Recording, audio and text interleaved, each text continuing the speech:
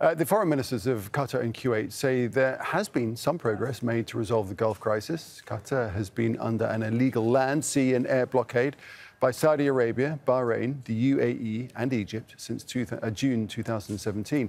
The foreign ministers say constructive talks have taken place between the four nations and they all want to reach a final agreement. President Trump's senior advisor, Jared Kushner, recently visited Riyadh and Doha for talks. We have achieved certain progress at a certain point of time more than a year ago, and then things has slowed down. And right now there are some movements that we hope that this will put an end for this crisis, because we see and we believe actually that Gulf unity is very important for the security of the region, for the stability of that region, and for the sake of our people. This needless crisis needs to end. Well, Kuwait's foreign minister gave a statement a short time ago saying progress has been made. Constructive and fruitful talks have taken place recently where all the parties have stressed their desire to reach a final agreement and resolution to preserve the region's stability and harmony and maintain the interests of their peoples. Within this context, we express our appreciation for the latest efforts by Jared Kushner, the US President's advisor. Well, joining me here in Doha is Marwan Bishara, Al-Jazeera's senior political analyst.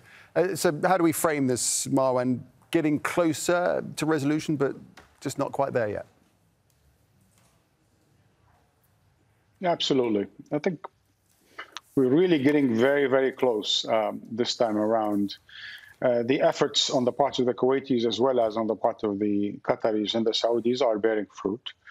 The main issues have been ironed, and clearly the parties are willing to open a new page, if you will, not to look back and to see what is best to secure a deal whereby there is no return to the kind of crisis we saw in 2017, because, as you know, the Qataris feel betrayed because of the way this has been handled, the disinformation, the conspiracy, and so on and so forth. So hopefully a new deal, a new page, a new chapter in the relations in the Gulf.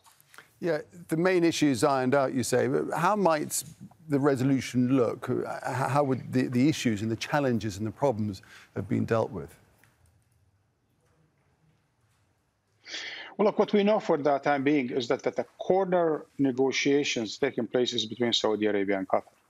So that's where it's at. And as we understand where Saudi Arabia goes, the other three partners will probably follow. And the Saudis are having their problems, as you know, whether it is the war in Yemen, the conflict with Iran, the Gulf crisis, and certainly losing an important ally in Washington and having the threat of a new Congress, a new administration that's not friendly at all to Saudi Arabia. So clearly, Riyadh is moving towards a resolution of at least one crisis, one preoccupation, and that's the Gulf crisis.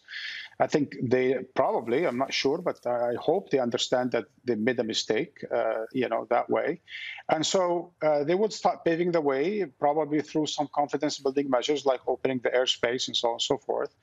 And then that could be followed with some specific bilateral talks, perhaps between Qatar and the UAE, Qatar and Egypt, and so on and so forth, to resolve the other problems.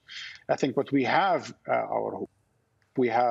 for now, is a framework agreement that they are turning the page and that there is a will, if you will, to resolve this issue. All right, Marwan, thanks very much. Marwan Bishara with that analysis there. Thank you.